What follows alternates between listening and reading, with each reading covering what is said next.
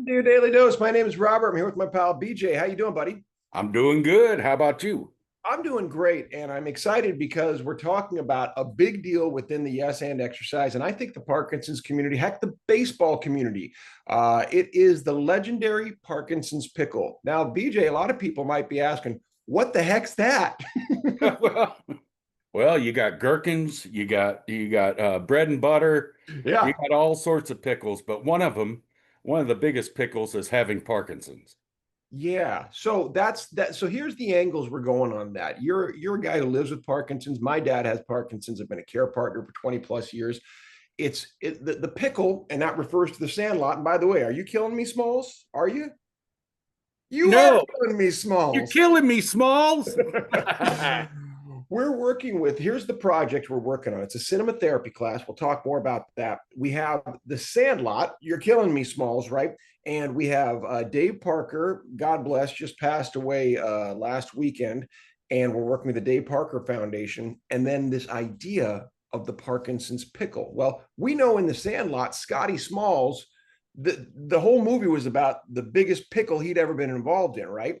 And in baseball, did you ever play like pickle? Did you, as a kid, do you know the game pickle and all that? Well, uh, baseball in my life was very limited. Okay. I was one of the few kids ever to strike out in T-ball. I could not make a connection with the ball, even though it was sitting there on the tee, and I was discouraged.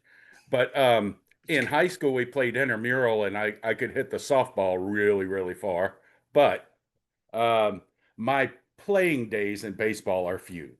So that's great, number one, because it doesn't matter. We can observe and love, and we know the concept of the pickle. Just so people, if you haven't seen the Sandlot, and really, who are you people? But if you haven't seen the Sandlot, the concept of the pickle is when a runner gets caught between two bases, and there's a strategic play for all the teams to start lining up behind the two players so they can get him in a rundown, a pickle as it were, and eventually tag the runner before he gets to one of the two bases. As a runner, you're trying to guess and move and shuck and jive between when the ball's coming and see if you can trick or fool them. So that's the pickle, and that's the metaphor. In the Sandlot, Scotty Smalls got into pickle. Do you want to describe Scotty Smalls pickle?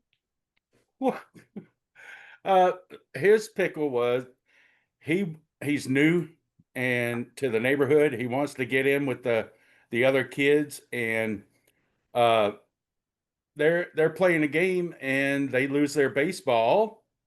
They can't retrieve it for reasons you want to see in the movie. It involves a big monster.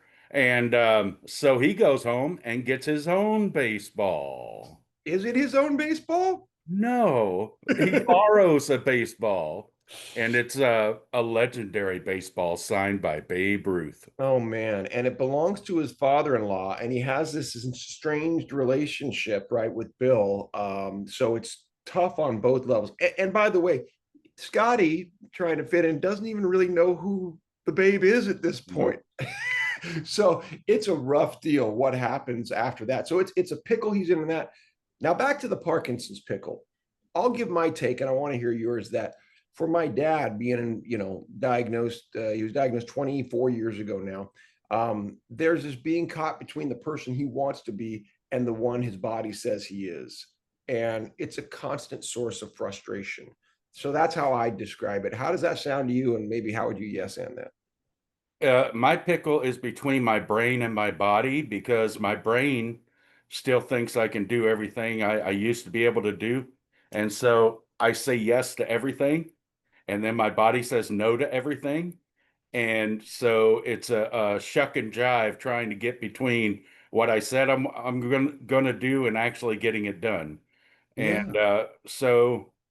uh, it's definitely a pickle. And the last 3 months have been very, very strenuous and busy. And now I'm trying to rest up from that. But it's all, and every day it's a different kind of pickle, I tell you. And that's why, I mean, I think metaphors help us to get past the undefined, the things that are difficult to describe otherwise. So when we call it the Parkinson's pickle, I think we give people parameters to describe within, just like you did beautifully right there. And there's another part to this which is important, which is legendary. Now, that word, hey, it's a legendary word. Yes. When you hear legendary, what comes to mind, and why does that fit with what we're doing? Well, today a lot of people use GOAT, greatest of Great. all time. And a lot of people, why are they using a goat for Tom Brady? Isn't that demeaning? But It's the man, not the meaning. to me, it's not only the best, it's doing things that are unbelievable that you never thought could happen, breaking records that never should have been broken. And to me, legendary is almost beyond being human. I love that, because that tends toward the impossible. It tends toward that saying that you probably know, I believe it's Robert Browning. A man's reach must exceed his grasp, otherwise, what good is heaven? Right? I mean, we have to constantly be striving for the impossible, and the impossible with Parkinson's forever has been a cure, Yeah. right? So how do we keep hope alive on one hand and stay practically involved on the other, right? That's a pickle in and of Yes. itself, right? Um, we know our domain in Yes and Exercise is about dealing with, like you said, the psychosocial, cognitive, emotional side, which gets not nearly the amount No. of attention it needs to, right? If anybody who thinks Parkinson's is purely a physical disease is just missed the boat by a mile, you know. I would say the mental and social aspects actually outweigh many of the physical aspects, and they show up before tremors sometimes. Yeah. My walk with Parkinson's has been that I don't look like I have Parkinson's. I don't display a lot of the physical symptoms, and so I'm dealing with fatigue, brain fog, um, apathy, um, and wanting to isolate myself. And I have to battle against that every day. And I say that the longest distance I travel each day, the longest and hardest distance is getting my feet from the mattress to the floor.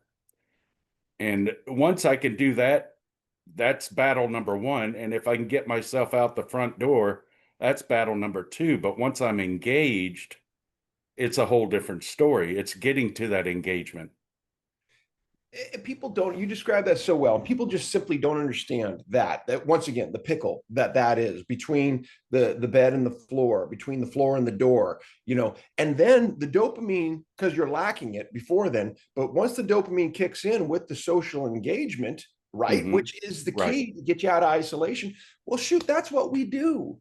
That's right. what, with improv and storytelling, with connection, creativity, with kindness, with gamification that plays in different ways. We prime the pump for that sort of thing that you just mentioned.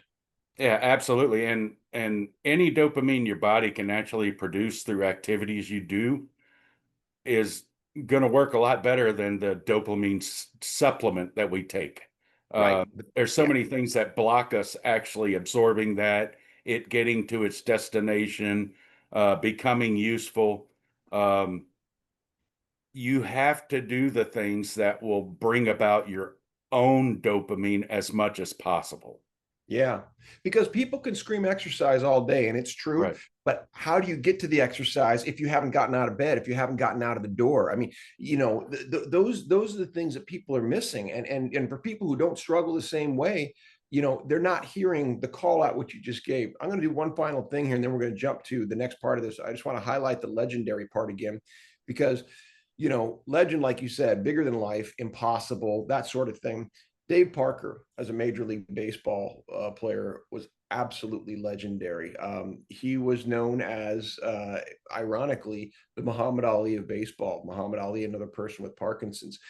His confidence in himself made him bigger than he was. I mean, not only was he a giant physically of a man with incredibly imposing skills, he believed in himself. And there's a legend of him hitting a home run in the minor leagues that landed on a train and kept going. And so he's like, that's the longest home run ever hit because it kept going. That's right. Right.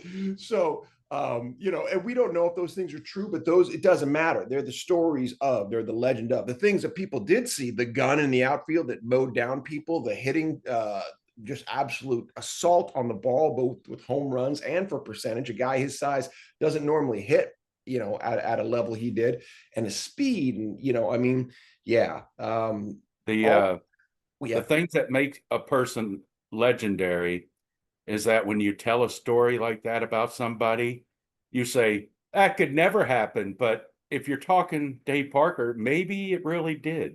Yeah. The possibility of someone like that actually accomplishing a feat like that, you say that could never happen, but if he's involved, maybe so. And that's where Dave did those things that made, when somebody accomplishes greatness, legendary status in front of us, we can, on the one hand, be appreciative and awe, and the other go, if they did, what about me? Right? That's the inspiration. And that's where Dave was a legendary champion too, because he gave that generously. And I got to experience that personally. When Dave played catch with my dad outside of the Great American Ballpark, I mean, my dad told me later, he said, I thought he was going to throw that ball right through my chest. I was scared to death, but he was very gentle and kind, and he was. Right. And then there goes my dad out to catch the first pitch from another guy with Parkinson's. And Dave's there scouting him, saying, boy, I don't know if I can do this right now. My dad makes a great catch. He goes, boy, you cut off 2 runners going to the plate. You saved the game. Those things make my dad feel like a hero. And Dave gave those to my dad, with his generosity, with his kindness. He was extraordinarily giving. And that's why Dave Parker's a legend. Yep. And people giving gifts from that lofty place of being a legend means a lot more than,